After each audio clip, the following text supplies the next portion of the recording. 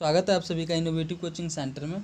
आज हम बात करेंगे 12वीं कक्षा की जो अपनी सीरीज चल रही है उसकी पार्ट सेकंड की, क्योंकि पार्ट 1 हमने पढ़ लिया है, जिसका नाम है, इस अध्याय का नाम है ईंट, मनके तथा अस्थियां। तो चलिए स्टार्ट करते हैं।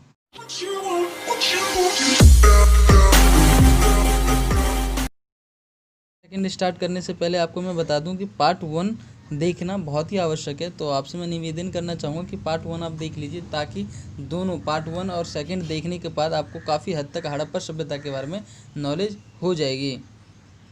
तो इसमें सबसे पहला टॉपिक है आज का कृषि प्रौद्योगिकी, यानी जो हड़प्पा सभ्यता के लोग थे वो अपना कृषि कैसे किया करते थे।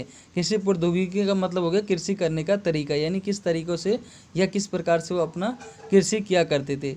तो इसके अंतर्गत सबसे पहला जो तरीका था खेती करने का, कृषि करने का, वो ग्रिड पद्धति से क्या करते थे, यानी जो खेत हुआ करता था एक दूसरे को समकोण पर काटता था। ग्रिड पद्धति से खेती की जाती थी, है ना। और एक साल में 2 कृषि की जाती थी। एक साल के अंतर्गत 2 कृषि की जाती थी और 6 महीने पर एक बार कृषि किया जाता था, और एक बार में 2 कृषि किया जाता था। यानी जो एक साल में 2 कृषि की जाती थी, यानी 2 बार कृषि की जाती थी, और 6 महीने में एक बार, और एक बार में 2 कृषि की जाती थी। कृषि करने का मतलब हो गया अलग अलग 2 प्रकार के फसल किया करते थे। और जो मैंने बोला कि खेत जोत है ना, ग्रिड पद्धति से कृषि की जाती थी। खेतों को जोतने के लिए बैलों तथा हलों का प्रयोग किया जाता था। किसका? बैलों तथा हलों का। और जुते हुए खेतों के साक्ष्य कालीबंगन से मिले हैं, जो कि राजस्थान में है ना। और हल मट्टी से बना होता था। जो हल होता था, जो खेत को जोतने के लिए यूज किया करते थे हल का, वो मट्टी से बना होता था, जिसके साक्ष्य चोलिस्तान और बनावली में मिला है। बनावली हरियाणा में है। अगले टॉपिक की बात करेंगे मोहनजोदड़ो, यानी जो मोहनजोदड़ो है ना, ये हड़प्पा सभ्यता का एक नियोजित शहर था, जिसे मोहनजोदड़ो कहा जाता है। मोहनजोदड़ो का मतलब मैंने बता दिया, हड़प्पा सभ्यता का एक नियोजित शहर था। और जो मोहनजोदड़ो था वो 2 भागों में बटा हुआ था, एक ऊपरी शहर और निचला शहर। जो ऊपरी शहर था इसको दुर्ग कहा जाता था, और दुर्ग काफ़ी ऊंचे स्थल पर बना होता था। कहाँ बना होता था? काफ़ी ऊंचे स्तर पर बना होता था, जिसके पीछे कई कारण हैं। दुर्ग की जो संरचना थी कच्ची ईंटों से की गई थी, कच्ची ईंटों के चबूतरे पर की गई थी। कहाँ की गई थी इसकी संरचना? यानी जो इसको बनाया गया था कच्ची ईंटों के चबूतरे पर बनाया गया था, है ना। और दूसरा तरीका, दुर्ग के दीवारों को चारों तरफ से घेर दिया जाता था। चारों तरफ से क्या क्या कर दिया जाता था? घेर दिया जाता था, ताकि, है ना, उसके पीछे रीजन ये है ताकि इसको शहर से अलग किया जा सके। इसको क्या किया जा सके? शहर से अलग किया जा सके। दुर्ग का प्रयोग क्यों होता था, किस लिए होता था और किस कार्यों के लिए होता था? प्रयोग या कह लें उपयोग किस कार्यों के लिए हुआ करता था?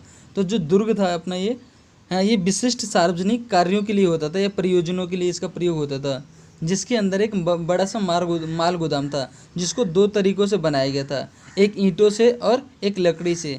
जो ईंट था, है ना, उसके साक्ष्य आज भी मौजूद हैं, परंतु जो लकड़ी से बना हिस्सा था वो काफ़ी पहले ही नष्ट हो चुका है। और इसके अंदर एक बड़ा सा या विशाल स्नानागार था, जो चारों तरफ से घिरा हुआ होता था। और इसके अंदर एक स्नानागार था, है ना, यानी जो जलाशय हुआ करता था, या जलाशय तक पहुंचने के लिए उत्तर और पश्चिमी दिशा में 2 सीढ़ियां बना दी गई थी, है ना, ताकि इसके अंदर आसानी से पहुंचा। अगले टॉपिक की बात करेंगे, जो है नालों का निर्माण, यानी जो हड़प्पा सभ्यता के लोग थे वो वहाँ पे नालों का निर्माण किस प्रकार किया जाता था। तो आज के नालों से और प्राचीन नालों से तुलना करके भी आप देख सकते हैं, बड़ा आसानी होगी समझने में। तो जानते हैं कि नालों का निर्माण कैसे किया गया था। तो नालों का जो निर्माण था वो ग्रिड पद्धति से किया गया था। जैसा कि अभी मैंने बताया आपको, जो खेत हुआ करते थे वहाँ पे हड़प्पा सभ्यता में, है ना, वो भी क्या, वहाँ पे जो कृषि हुआ करती थी वो भी ग्रिड पद्धति में की जाती थी। नाले भी ग्रिड पद्धति में ही बनाए गए थे। अभी हम स्थापत्य की बात करेंगे, घड़ स्थापत्य की, वो भी ग्रिड पद्धति में ही बनाया गया था। तो नाले क्या हुए थे? ग्रिड पद्धति में बनाया गया था, जिसकी ऊंचाई लगभग 14 फीट थी और चौड़ाई 7 फीट थी। और नालों को छिद्रनुमा पत्थर से ढका हुआ था। छिद्रनुमा पत्थर से ढकने का अर्थ या कारण यही था कि उसके अंदर ना वर्षा का पानी आसानी से जा सके और कूड़ा कचरा ना जाए, जिससे नालियाँ जाम ना हुआ। टॉपिक की बात करेंगे गृह स्थापत्य के बारे में। गृह स्थापत्य मतलब होगा घर, यानी जो हड़प्पा सभ्यता के जो लोग थे उनका घर कैसे हुआ करता था। तो जो घर थे वो ग्रिड पद्धति में बनाई गई थी, ग्रिड के पद्धति में बनाई गई थी। जैसा कि मैंने बात करा था, जो नाले थे, है ना, नालों का निर्माण भी कैसे किया गया था?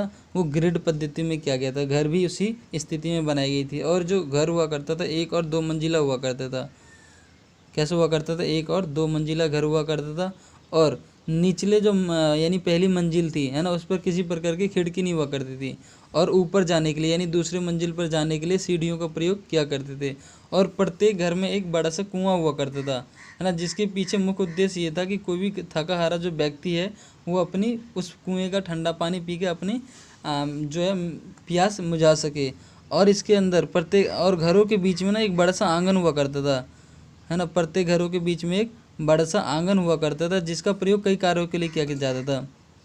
उस आंगन का प्रयोग कई कार्यों के लिए किया जाता था, जैसे खाना बनाने के लिए,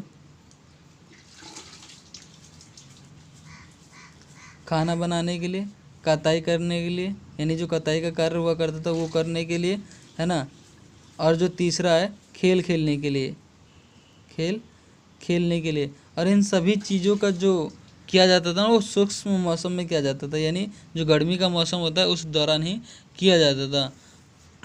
और एक चीज़ और है, इसके अंदर जो घर हुआ करते थे उस प्रत्येक घर का जो दरवाज़ा हुआ यानी गेट हुआ करता था वो सड़क की तरफ ना होकर के है ना, उनका जो गेट हुआ करता था वो सड़क की तरफ ना होकर के पीछे की ओर हुआ करता था। धन्यवाद। आज की टॉपिक में हम इतनी ही बात करेंगे, और जो नेक्स्ट टॉपिक आपका बच गया है ना, वो हम अगली वीडियो में बात करेंगे।